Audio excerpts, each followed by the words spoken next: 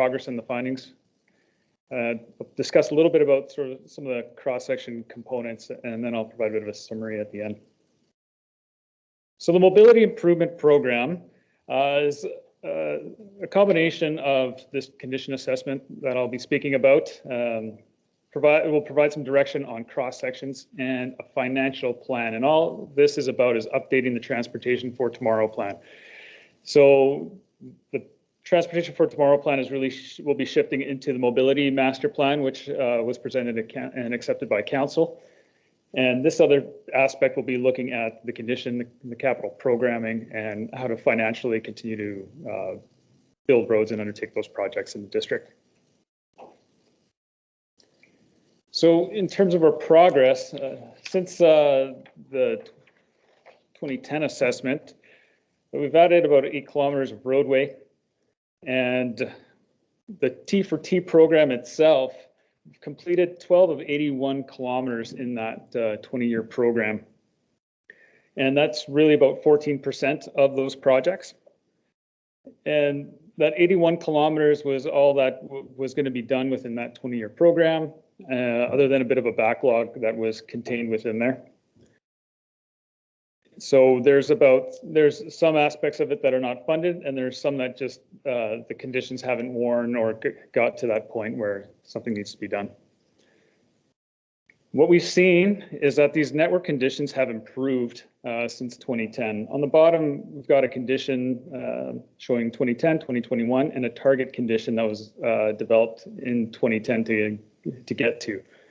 So where we saw 47% of roads were in a poor condition and 53 were in a good or fair condition in 2010, that's improved into a 67% good fair, 33% poor, and that's getting us closer to the target to have 71% of the roads in a good or fair condition. So the T4T program kicked off in 2016, goes until 2036. We've gone through about 25% or 30% of that time. And we're a bit behind on that renewal, but we're on target in terms of that sort of wear and tear hasn't been occurring as quickly as we thought. So we're always in this sort of chase of building roads, them degrading from wear, tear, and use, going into a poor condition, putting them back into a program, and getting them back into a good condition, and so on. So we're constantly going through this cycle. Here's a figure that had been updated that was in the T4T, and this is really looking at how we maintain roads over time. So their condition and so on can last longer if we are providing preventative maintenance to them. Crack sealing, overlays, resurfacing versus reconstruction. The T4T had outlined which projects would need resurfacing, which ones would need reconstruction, and so on.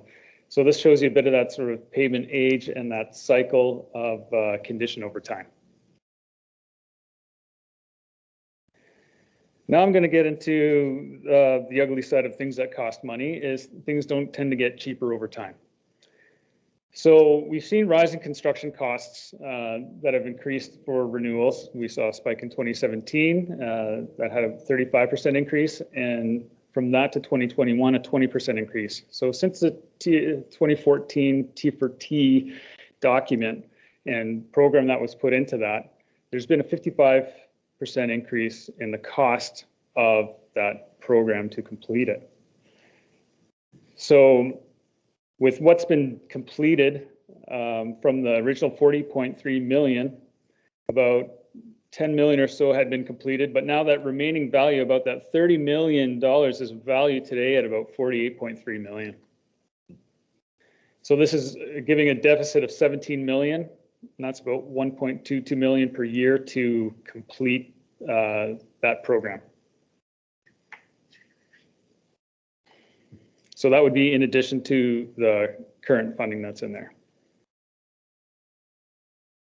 Now, all of these things come together in various ways, and while we're thinking about what things are costing and how the district's been dealing with that over time, is always looking for opportunities to find ways to make money go further, to undertake other capital projects and so on. So when we get into mobility improvement program, we'll be rethinking how we approach some of these aspects of cross sections and so on.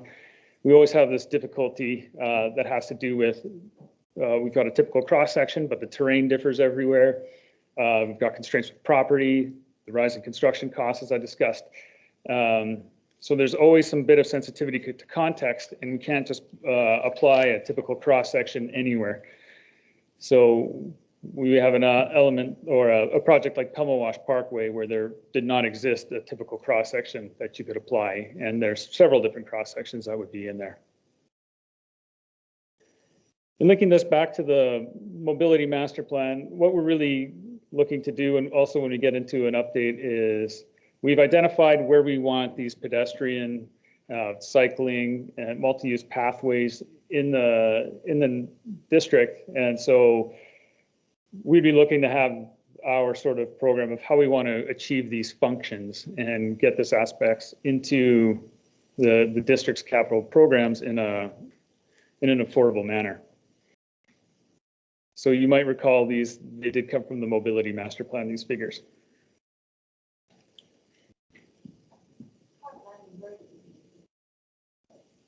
It's not existing. We're putting a toll booth on that. It should be dashed. It might be the way it's showing up in there. Well, so I'll go back into what we want is really, we want to just achieve some of the street function. I'm going to go through this because really fairly quickly, because what I really want to talk about is just giving that update on what the costs are. But also where we're going is we're trying to achieve balance to get the needs of all the users, address the inequities where we've got this hierarchy for mobility from walking to transit, to cycling, high occupancy vehicles, goods movement, single occupant vehicles. Again, this comes actually originally from the OCP, and it's recreated in the mobility master plan. So all of these aspects that we're prioritizing, they all come with the cost when we're getting them into the roadway. So pedestrian walkways, generally 1.5 meters wide. Cheaper if we do it in asphalt versus if we do it in concrete. Multi-use pathways. Again, asphalt surfaces are much cheaper than a concrete surface. Bike lanes, when they're in the roadway, they get the same structure as the roadway does. So a lot of that subgrade has a cost to it. Vehicle lanes, these are per lane. Street lighting, curbs, as in curb and gutter. Parking, the cost of parking, $300 per meter per side. Boulevards, landscaped, ditches. So a lot of these aspects, not including the underground utilities, so the storm drainage, sewers, any of that other aspects, but storm drainage being related to these roadways. And the T for T, these would have costed around $2,250 per meter. Now in 2021, these are costing around $3,800 per meter. And that's a road with all these aspects. So there's a lot of stuff in this road. This is a real high street, a main street type of road in this aspect. So in a lot of cases, you're not looking at building a lot of these roads, but just want to go through, these are the hierarchy of elements through here. These are the costs of them. They add up fairly quickly. And then the longer the road, obviously it's going to add up a lot quicker. Yep. Now, this is all, this would contain all the base and all those other aspects that are below. So it's not just renewal. This would be as in a reconstruction. But not the underground utilities. So in a lot of aspects we look at, well, if we're still prioritizing these modes, of course, these roads don't need to cost that much. So we can break down into what are our priorities in terms of how we service these modes, provide the levels of mobility in the program, and how we'll approach that capital plan.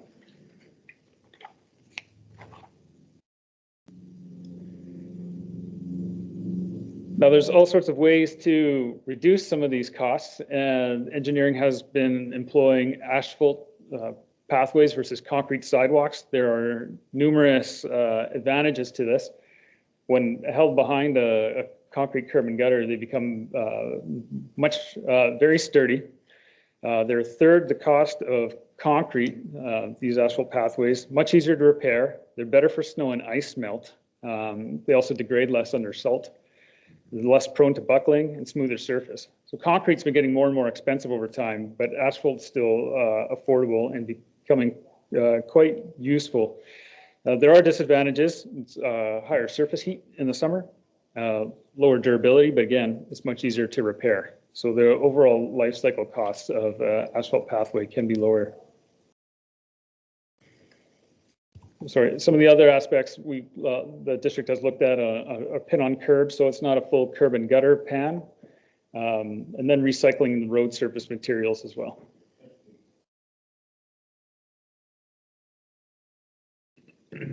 So to recap, in terms of the T for T program, we're ahead with conditions. So the conditions of the roads are looking like they're improving over time. Not the ones that are sitting there degrading, but overall, the network level road conditions are improving. We're behind with the projects to be delivered. The costs have risen 55% since 2014, and there's a funding deficit, 1.22 million per year. Mm-hmm. So we'll get into the next steps. We'll complete this report on the condition assessment. We'll return with the mobility improvement program with some financial strategies for council to give them options of how we can look at funding roads into the future. Revising that road renewal program and looking at our road standards. And then from there, we'll finalize that mobility improvement program report.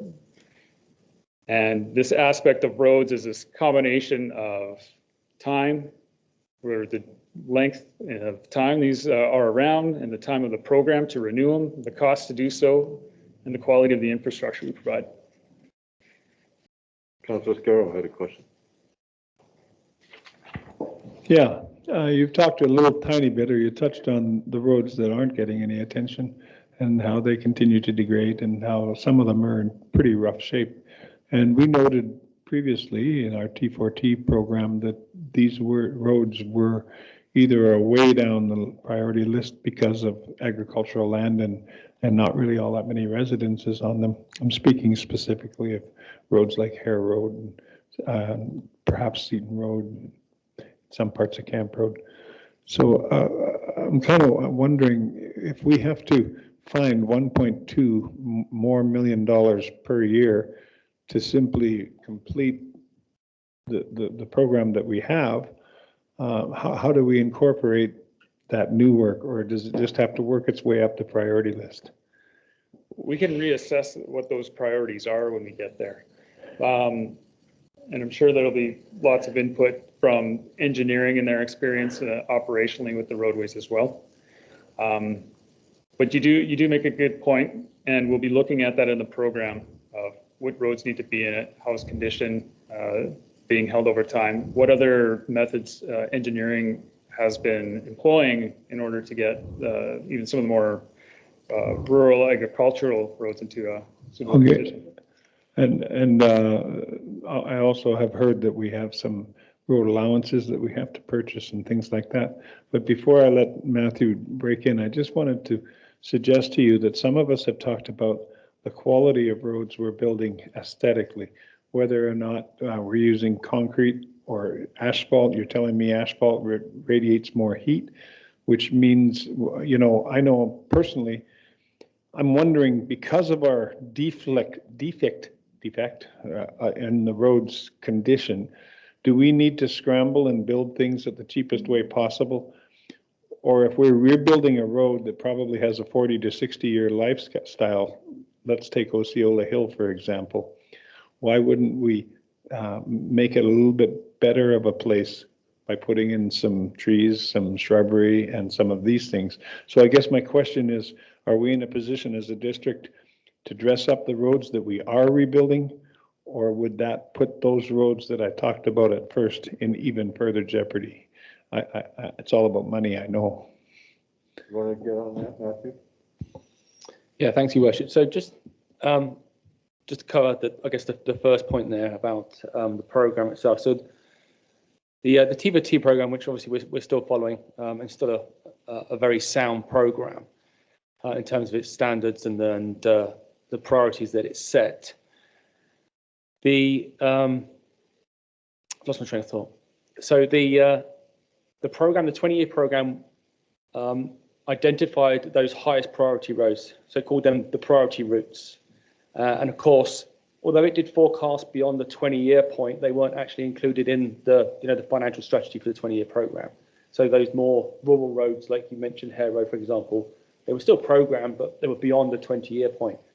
So you recall that recently we've actually implemented a interim payment renewal program, which we started. Well, actually, we tried two seasons ago and actually did it in earnest last year, which was a way of using the operational sort of patching, if you like, and repair allowance that we have, saving that money up over a 2-year period, and then using it to refresh some of the lower priority roads. Because clearly, if we were to go and do Truett Road or Williams Road or whatever it was that we did last year, Shanks, for example, the T4T program, because they're not a high priority road because of their volumes and their usage, they wouldn't be forecast to, for example, 2040.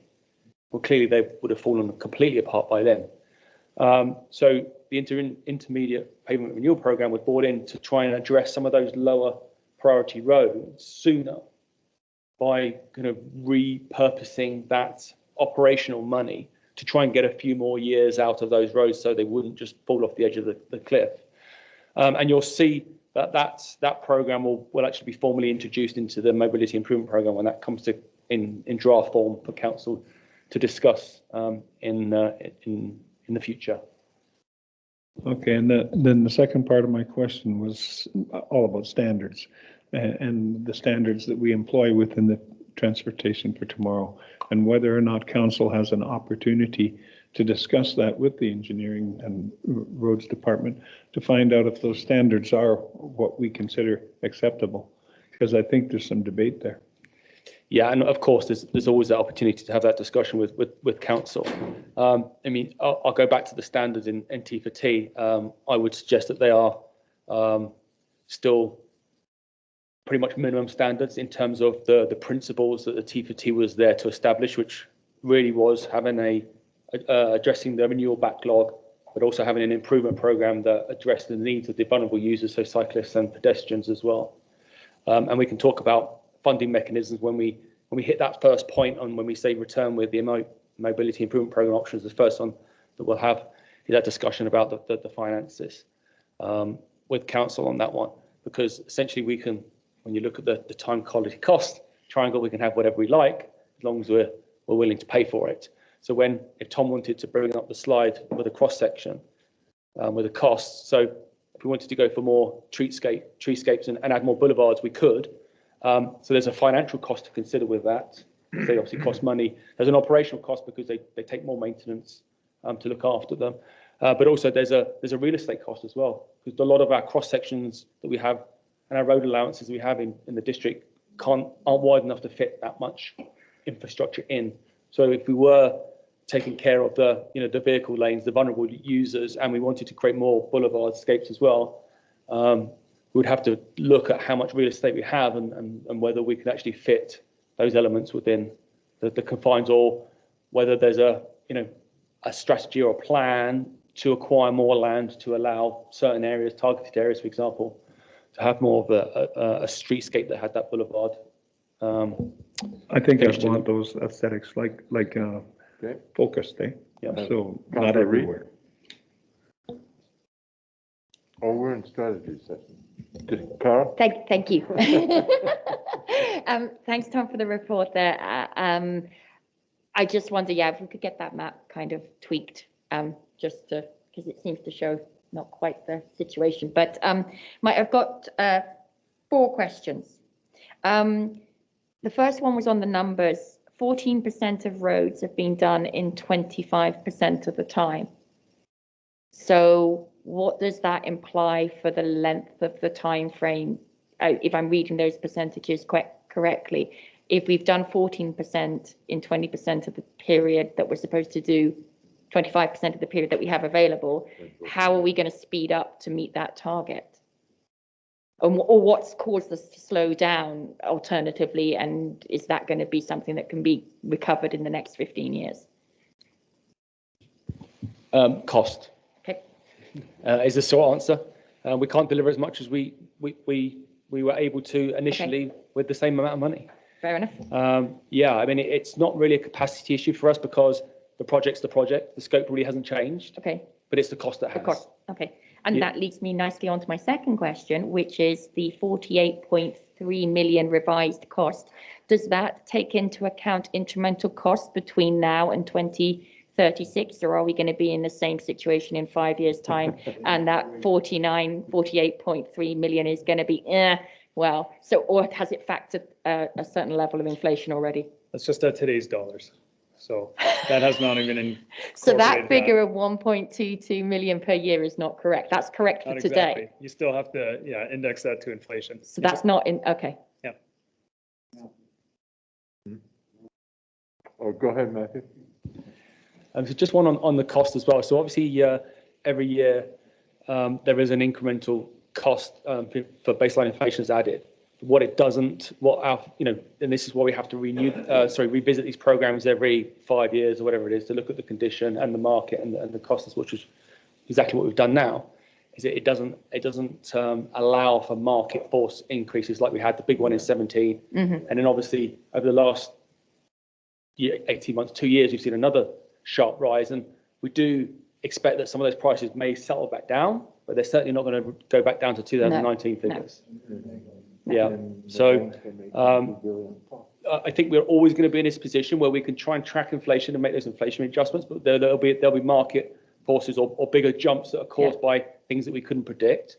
But you could assume like this is a 20% increase over 5 years. So in terms of us managing expectations, it wouldn't be unreasonable to plan on that basis. And then, hey, if life turns out to be better than we were expecting, we're at least on the right side of those numbers.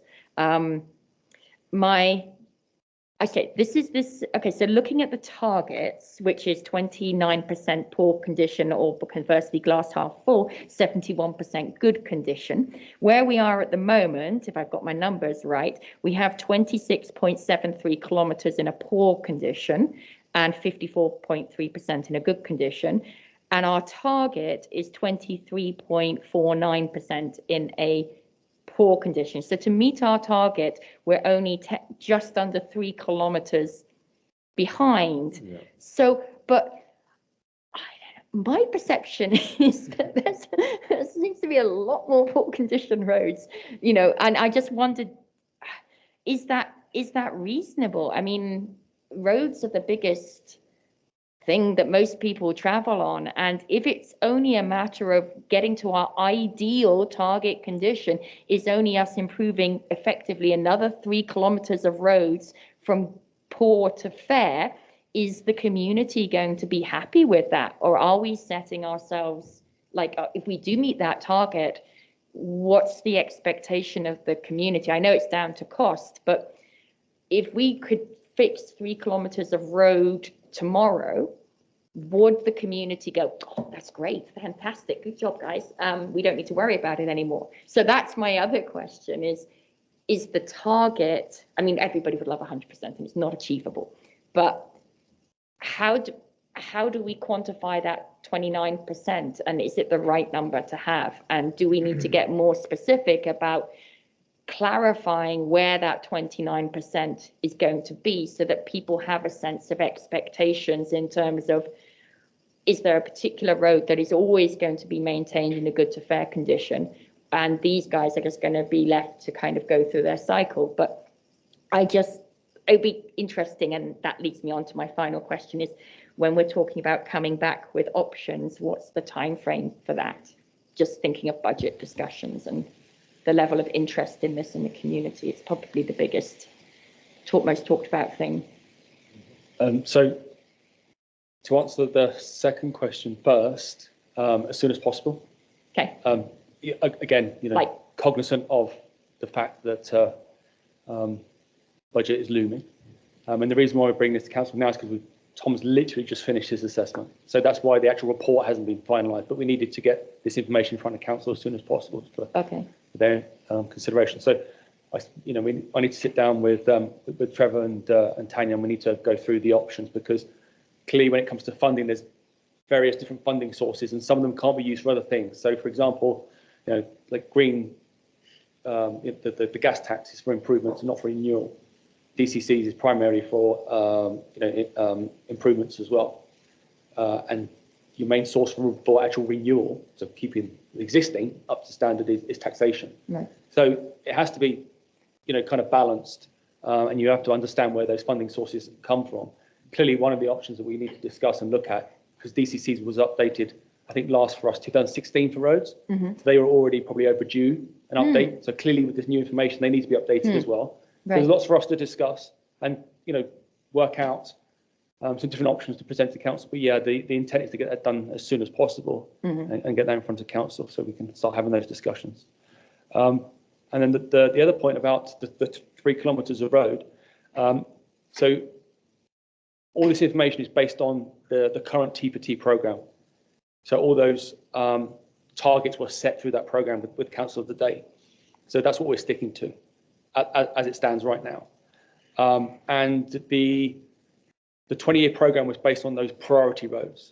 So yes, the perception is that there are a lot of roads that are in that poor condition, but they don't fall under the 20-year programme. So, well, we got major collectors like, Cars Landing Road is in a shocking condition. So collectors, for example, are priority roads. Yeah, but it doesn't seem to get on the priority list. It is.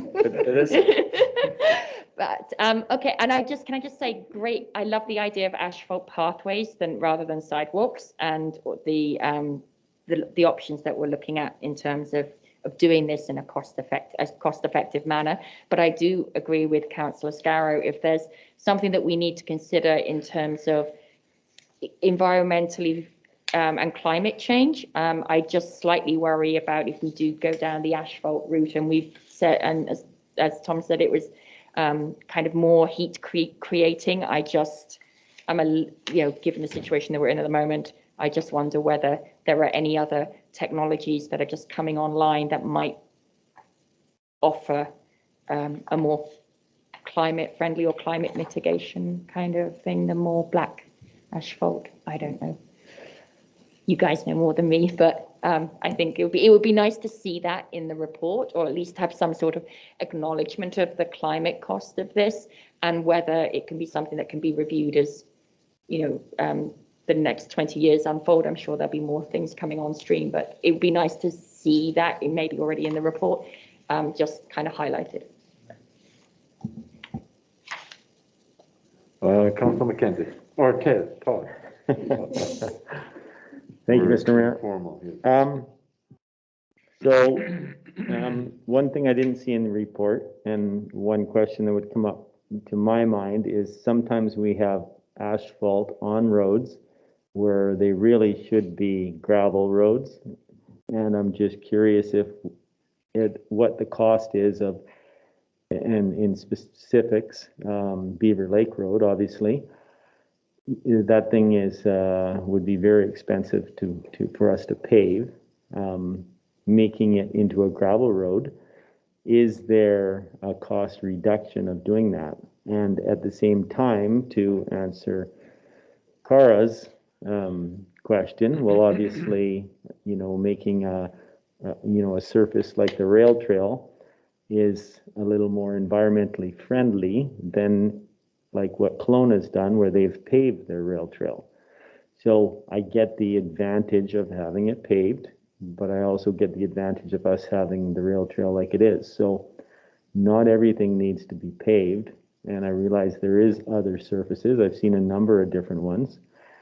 And so that would be my comment on that. And then the other thing that should be put into this T4T plan is the fact that BC, for instance, if we in fact hit these goals on getting rid of gas vehicles, well, one thing that you're going to see happen is a lot less gas sold.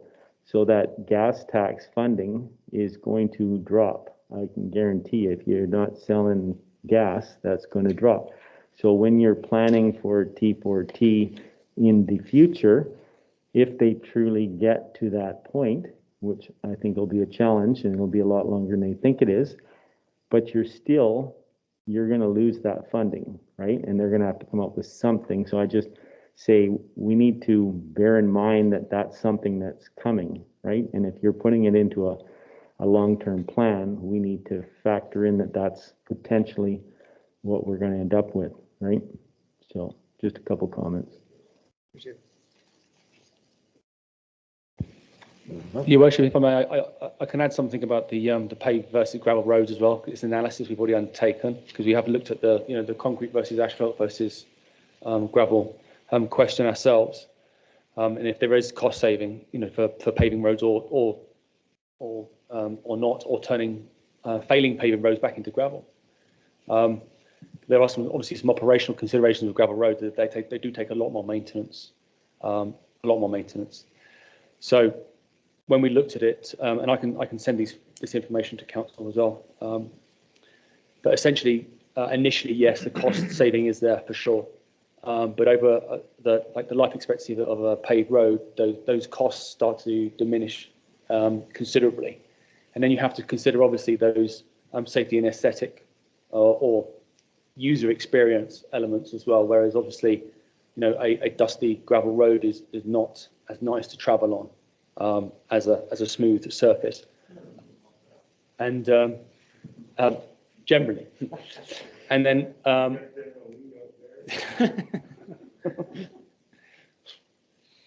And I've lost my train of thought again now. I was just wondering if I prompted the generally question. And the other one is, things like snow clearance, for example, a lot easier on smooth surface than it is gravel roads. There is, like I say, an ongoing maintenance cost associated with gravel roads that you don't get with asphalt roads as well. But I can certainly send that information to council. Yeah. Yeah. Gotcha. Anybody else? No? Well, I guess that's it. Thank you very much. We know where we have to raise money. 10% will give you almost $1 million a year. All right. We're done with the strategy session. Yeah. We'll reconvene at 7 o'clock. I think pizza's coming. I don't know how we eat.